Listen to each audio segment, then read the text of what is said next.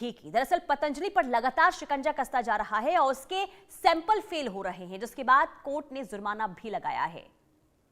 तो ये बड़ी खबर आपको बता रहे, पतंजलि को लेकर हैरान कर देने वाली खबर सामने आई और पतंजलि घी में जिस तरीके से मिलावट देखने को मिली है, अब इसे लेकर लगातार देखिए अब एक्शन भी शुरू हो चुका है। लेकिन आपको ग्राउंड जीरो से चेतन सेठ की रिपोर्ट दिखाते हैं।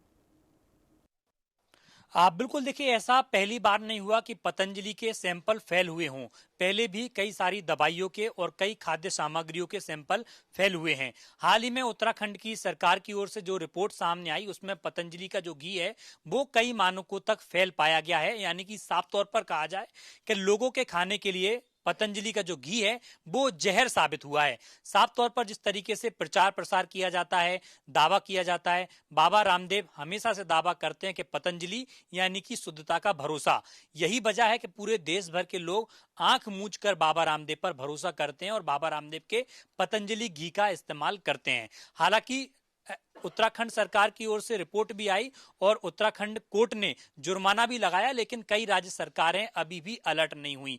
मध्य प्रदेश राजधानी की भोपाल, देश के दिल की धड़कन, आज भी मध्य प्रदेश में बाबा रामदेव का जो घी है वो धड़ल्ले से बिक रहा है। इस वक्त मेरी मौजूदगी होलसेलर जो डिस्ट्रीब्यूटर हैं उनके यहाँ पर है। यहाँ पर तमाम जो काऊ घी है, पतंजलि जो दावा करता है शुद्धता का वादा बाबा रामदेव के साथ है और पतंजलि घी बिल्कुल पूरी तरीके से शुद्ध है।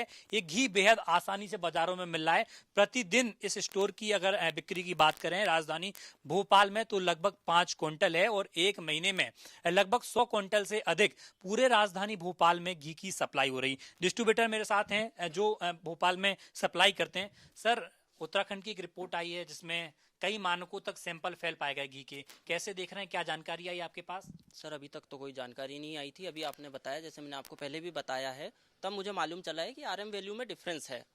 उसके अलावा तो अभी तक हमारे पास सर कोई जानकारी नहीं आई है इस बारे में।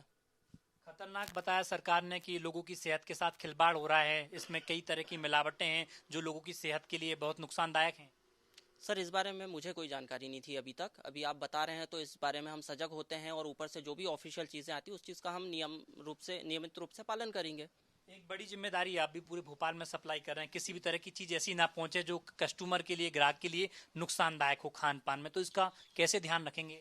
सर, मैं इस चीज़ को ऐसे बताना चाहूँगा कि हमारे घर पे भी 95% चीज़ें पतंजलि की यूज़ होती है। हमारी वाइफ कहती है कि भैया हमें पतंजलि के अलावा और कुछ नहीं चाहिए, तो वो चीज़ें तो हम भी कंज्यूम कर रहे हैं ना, तो इस चीज़ को हम देखेंगे सर, सुरक्षित रहें हम लोग भी और बाकी लोग भी, हमारे जो ग्राहक हैं। और स्वामी जी का जो था कि हमें स्वावलंबी बनना है और देसी जो बनना है, तो इस चीज़ का सर हम लोग ध्यान रखेंगे। ऊपर से अब जो भी आदेश आते हैं उस चीज़ का पालन करेंगे। तो यही सबसे बड़ी वजह है कि जो डिस्ट्रीब्यूटर हैं, दुकानदार हैं, उनको अभी किसी भी प्रकार का ना तो राज्य सरकार की ओर से निर्देश दिए गए, ना पतंजलि की ओर से निर्देश दिए गए। ये सभी वो घी के प्रोडक्ट हैं, 200 ग्राम का प्रोडक्ट है, आधा किलो का है, 1 किलो का है, ये बाजार में बेहद आसानी से मिल रहा है। हालांकि जिस तरीके से जो रिपोर्ट सामने आई वो बताती है कि ये बहुत ही जो है खाने में योग्य नहीं है और अयोग्य इसको माना है कि जिस तरीके से कई सैंपलों में फेल पाया गया, तो जाहिर सी बात है कि जो घी में है वो नुकसानदायक है। ऐसे में पतंजलि को और राज्य सरकार को चेतने की आवश्यकता है।